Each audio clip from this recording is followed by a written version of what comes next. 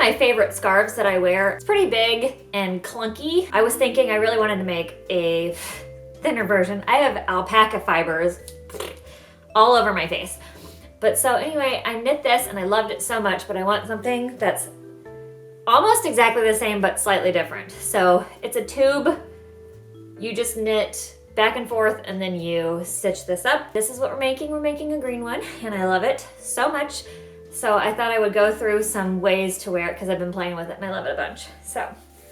So the way that initially I always wear it is so that it's open on one shoulder. It does droop down more than I expected it to. It's a really beautiful shade of green. Green is my favorite color. You will definitely learn that about me. But yes, you can wear it like this. Another way that I love to wear it is to put the flat side in the back. Okay. So that if you're riding in a car or sitting or something where you have to lean back, all the bulk of the scarf isn't taking up space back there.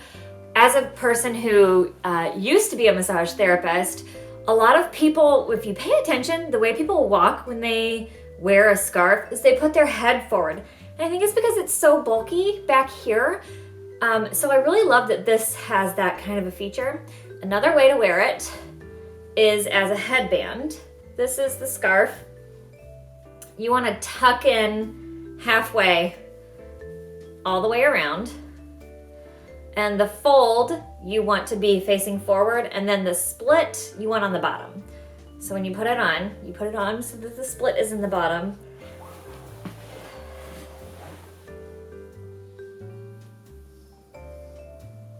It's cute. It's perfect. You can just easily switch between the two. You can keep it folded in half for a smaller cowl. Another way to wear it is to fold it in half and make it a collar.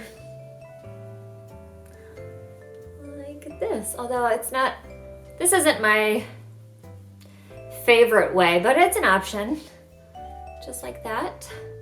Or even to the side, so it's smaller, you know. That's pretty much it. It is my favorite thing ever. I love it so much. So anyway, let me show you how. Let me show you how to make this scarf.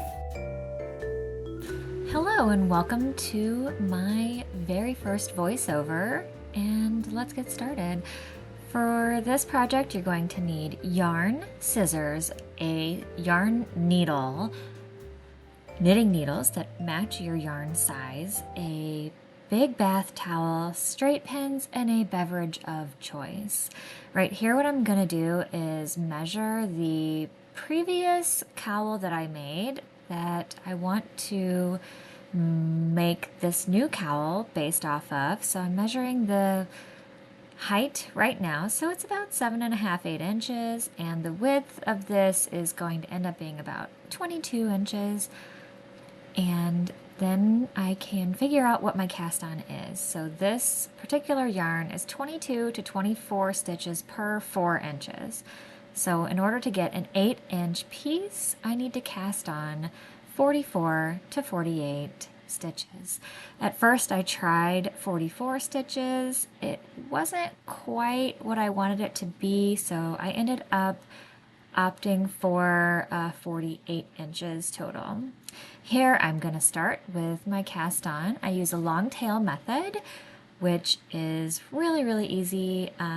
You just pull the you pull the needle under the thumb loop, grab the yarn on the index finger, release the thumb, and pull it through, creating a new loop.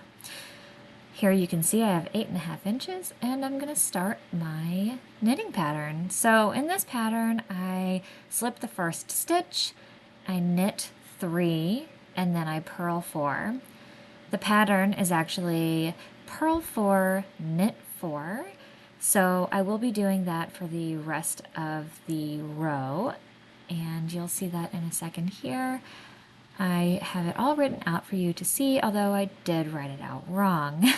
So it should say slip 1, knit 3, purl 4, knit 4, repeating purl 4, knit 4. Here I'm going to cast off or bind off my completed piece. This, I ended up doing only 18 inches. The other piece was 22. I decided that was a little bit long, so I stopped at 18. Here I'm showing you that I keep this tail so that I can stitch up the end without needing a new piece of yarn. Here I'm going to cast off, and so my first stitch is a slip, and then I knit the second stitch, and I pass that knitted stitch over, the slip stitch over the knitted stitch. And then I'm going to knit the next stitch and slip that stitch over again. And I will be doing, I've gotten to my purl section, so I purl and then pass that first stitch over, purl, pass that first stitch over. You repeat the pattern, the purl 4, knit 4, purl 4, knit 4 across until you finish the actual cast off. You can see the finished edge of the cast or bind off is a little bigger than the cast on, which is fine. Blocking it will change how it looks. So what we're gonna do is trim the working yarn thread and pull it through this loop. Not too tightly because I feel like that changes how the end looks. And we will be weaving this in later in a way that sort of closes that gap up. I am sure there's a way to make that better, but I'm not good at it. So now we're going to grab our bath towel and lay that out, and I'm going to place my cutting mat underneath of this because I realize I'm going to be pinning and scratch my table up, so I don't want to do that. So this is my Fiskars cutting mat that I got in probably 2002 or something, and we're just gonna lay the piece of knit fabric on the towel. And what we need to do is get it a little bit wet so that we can block it properly. So if you look at your label, it'll tell you everything you need to know about the fabric or the yarn that you need to take care of, how to wash it, if you can iron it, dry clean, put it in the dryer, machine wash, hand wash, lay flat, anything that you need to know. So this is just a squirt bottle full of water. I have my straight pins standing by. So I want to get it a little bit damp, not super, super damp. And here I'm just kind of patting the water into the scarf. We're going to flip sides and do it on the other side. And at this point, I don't really have a top or bottom or a front or back because they are identical, which is kind of the best when it comes to this kind of fabric.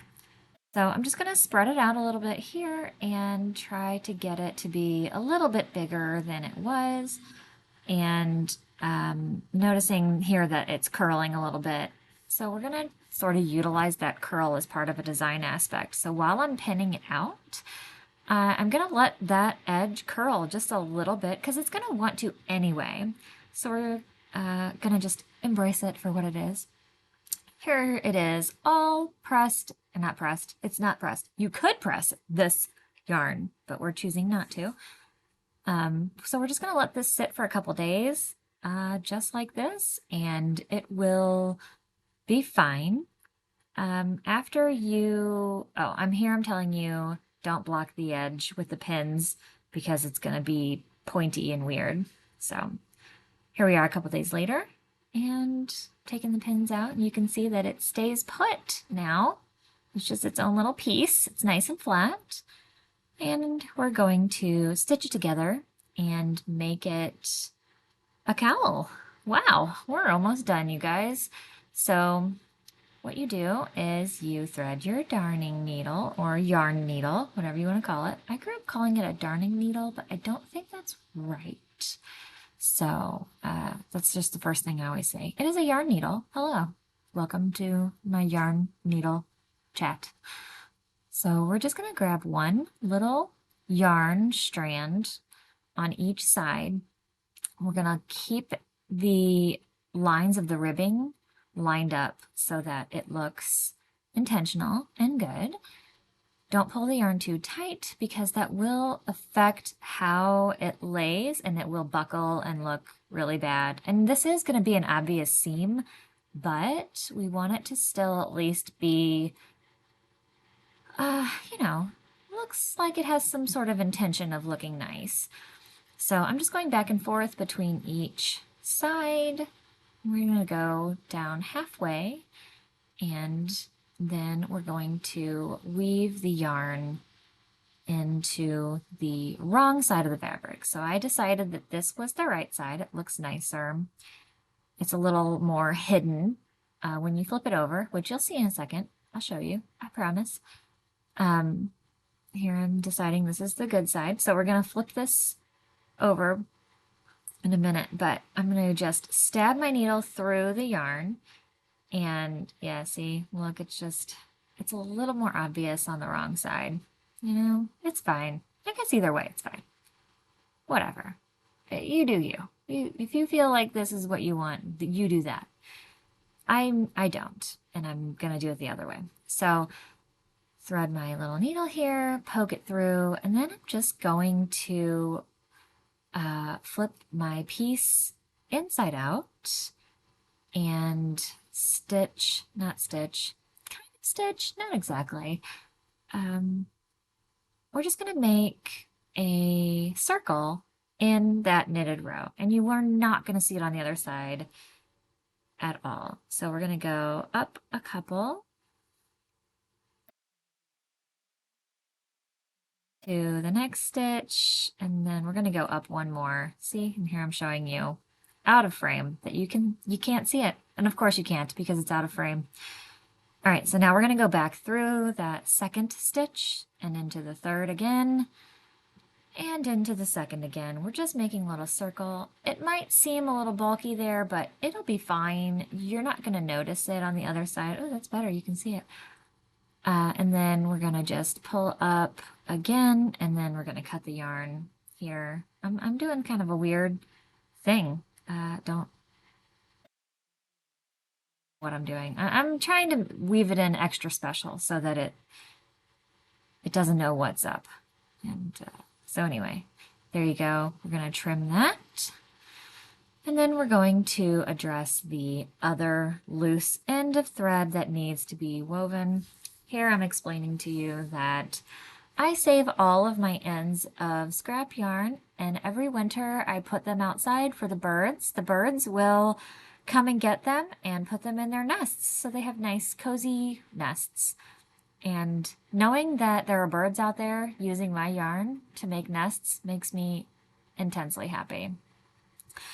All right, so we're gonna go in, I made that slip knot there. We're gonna go into the side of it and pull the yarn through, trying to maintain that little curl because it'll look really nice, I think, that way. At this point, I'm like, I think this is gonna work, but because the other side was curling and I wanted it to be similar and look, you know, again, intentional on both sides. So going back up through, I'm going to go through that again, and then I'm going to make that same little circle that I made before in the last piece, or with the last tail, and finish off this piece. And you know, it's very close to being done here. Again, I'm just going to put that onto the wrong side because we don't want to see it on the right side. We want it on the wrong side, just in case. This yarn is just so pretty. I love looking at it. I just want to look at it all day long. All right, so I made my circle. I'm going to trim that off, and you guys, guess what? It's done. Thank you so much for watching my video. I hope that you enjoyed my content and that maybe you'll come back and watch some more of my videos and my silliness. And I hope that you make this cowl and enjoy it, and that the pattern was easy enough to follow. And you know, I want everybody to always be nice and warm and cozy, and I am obsessed with yarn. So, you know, I have 3 of these now, and this is the OG, this right here. First one I ever made, which is just a knit one, purl one. This is the second one, but I do wear a little bit too much purple, although I also do wear too much green. So I need to make a black one, or maybe like a cream color. But anyway, thanks again, and I hope that you have a wonderful, warm and cozy winter.